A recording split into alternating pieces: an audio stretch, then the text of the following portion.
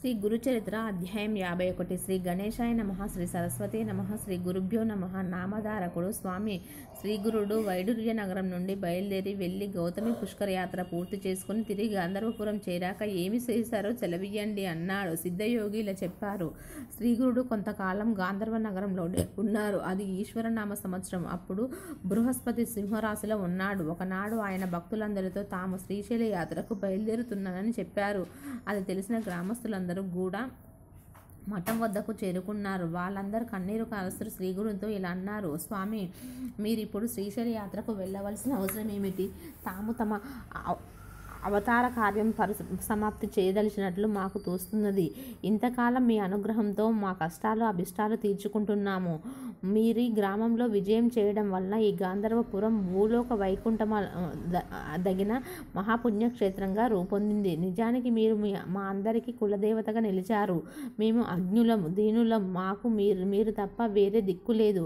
మమ్మల్ని విడిచిపెట్టిపోవడం మీకు న్యాయమేనా? మీ తల్లి అయినా ఏ తల్లి అయినా తన బిడ్డలను ఇలా విడిచిపెట్టిపోతుందా?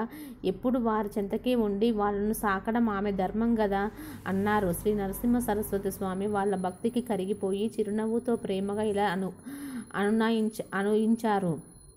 బిడ్డల్లారా, మాపై ఇంత భక్తితో మెలిగే మిమ్మల్ని విడిచి మేము మాత్రం పోగలమా? నిజానికి మేము ఎల్లప్పుడూ ఈ గాంధర్వపురంలోనే ఉంటాము.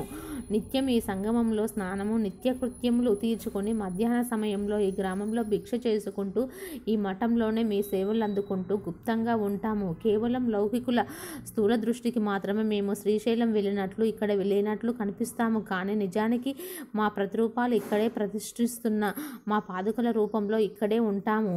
ఇది మాటికి నిజము, ఎట్టి సందేహము లేదు. మా భక్తులకు మేము ప్రత్యక్షం కానిదెప్పుడు. ఈ గాంధర్వపురంలో భక్తుల యోగక్షేమాలు కనిపెట్టి ఉంటే మిమ్మల్ని సేవించేవాడు కోరినది ఏది లభించదు.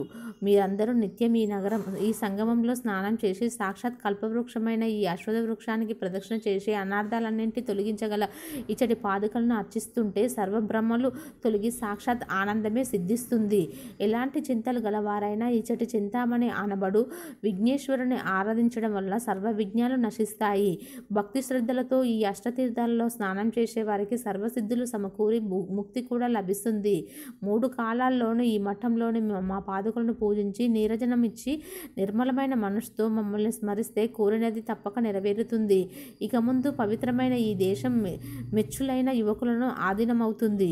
వాళ్ళు కూడా ఇక్కడికి వస్తారు. వారు వస్తే ఇక్కడ భక్తులకు కష్టం కలుగుతుంది. మేము ఇక్కడ లేమని వాళ్ళు అనుకోగలిగినందుకు స్థూల దృష్టికి శ్రీశైలం వెళ్ళినట్లు కనిపిస్తాము. కానీ అదృశ్యంగా ఇక్కడే భక్తులకు నిత్య ప్రసన్నులమై శాశ్వతంగా ఉంటామని చెప్పి ఆయన తన పాదుకలు మఠంలో విడిచిపెట్టారు. వెంటనే ఆయన మఠం నుండి బయటికి వచ్చి సాయం దేవుణ్ణి, నంది శర్మను, నరహరి కవిని, నన్ను కూడా తీసుకొని శ్రీశైలానికి బయలుదేరారు.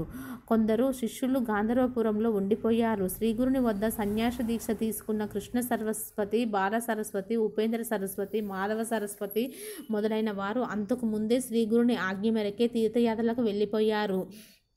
స్థానిక భక్తులు మా 5గురిని ఊరి పొలమేర వరకు వచ్చి సాగనంపి చేతులు జోడించి శ్రీవారి దివ్య రూపము కనుమరుగయ్యే వరకు చూసి నిలబడి అటు తర్వాత వారి పాదాలను ధ్యానిస్తూ తిరిగి వెళ్ళిపోయారు. అటు తర్వాత జరిగినది చెప్తాను విను. వెనుక శ్రీగురుడు వైద్యనాథ క్షేత్రం నుండి బయలుదేరినప్పుడు వారి వద్ద సెలవు తీసుకుని తీర్థయాత్రలకు బయలుదేరిన శిష్యులు వైడూర్య నగరాన్ని పరిపాలించిన యవ్వనరాజు శ్రీగురుని ఆజ్ఞానుసారం కొంతకాలం ముందే శ్రీశైలం చేరి అక్కడ వారి రాక కోసం ఎదురుచూస్తూ ఉన్నారు. బహుధాన్య నామ సంవత్సరంలో ఉత్తరాయణ పుణ్యకాలం వచ్చింది. కుంభరాశిలోకి సూర్యుడు, కన్యరాశిలోకి బృహస్పతి ప్రవేశించారు. అది శిశిర ఋతువు, మాఘమాసము, కృష్ణపక్షము. ప్రతిపాద శుక్రవారం నాడు శ్రీగురుడు శిష్యులమైన మా 4గురితో కలిసి శ్రీశైల వద్దనున్న పాతాళ గంగకు చేరారు. అక్కడ ఆయన స్నానం చేసి ఒక పుష్పాసనం సిద్ధం చేసుకొని మమ్మల్ని ఆజ్ఞాపించారు.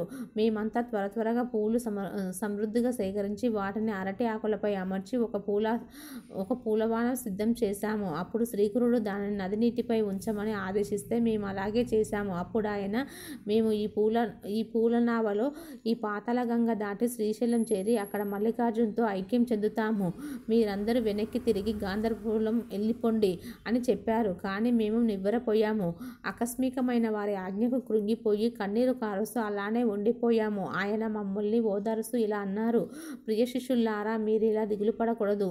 మీ మీరు గాంధర్వపురం వెళ్ళండి, మీకు ఎల్లప్పుడూ అక్కడ మా దర్శనం లభిస్తుంది. భక్తి లేని వారికి కనిపించక భక్తులకు మాత్రమే దర్శనమివ్వదలిచి మేము ఇక్కడే గుప్త రూపంలో ఉంటాము. మమ్మల్ని నమ్ముకొని కొలిచే భక్తుల ఇళ్లలో మేము ప్రత్యక్షంగా ఉంటాము. పుష్పమి నక్షత్రంలో కూడిన ఈ శుక్రవారం నాడు ఈ శుభ సమయంలో శ్రీగురుడు ఆ పూల నావ మీద కూర్చొని నది మధ్యకు సాగిపోతూ ఒడ్డున నిలిచిన మా అందరితో చివరి మాటగా ఇలా చెప్పారు. నాయనల్లారా, మీకు సర్వశుభాలు ప్రాప్తించుగాక. నలుగురు ఒకచోట చేరి మా చరిత్ర పారాయణం చేసేవారు, అందులోని స్తోత్రాలు పఠించేవారు, నామ సంకీర్తన చేసేవారు మా ప్రీతికి పాత్రలవుతారు. మా కథ అమృత గానం చేసేవారిలో 4 పురుషార్థాలు సిద్ధులు నిత్య నివాసం చేస్తాయి. జీవితాంతం అష్టైశ్వర్యాలు, అటు తర్వాత ముక్తి సిద్ధిస్తాయి.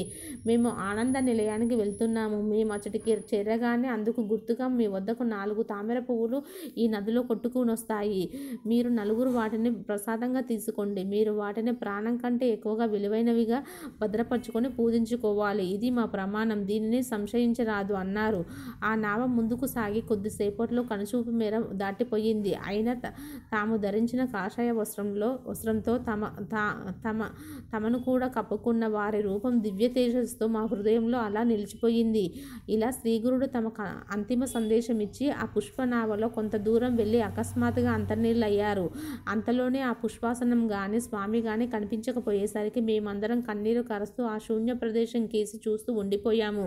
కొద్దిసేపటికి నదికి అవతలి ఒడ్డు నుంచి ఒక బడవలో వచ్చిన కొందరు బెస్తవాళ్ళు మా వద్దకు వచ్చి, అయ్యా, ఒక స్వామి తూర్పు ఒడ్డున వెళ్తుంటే మేము చూశాము.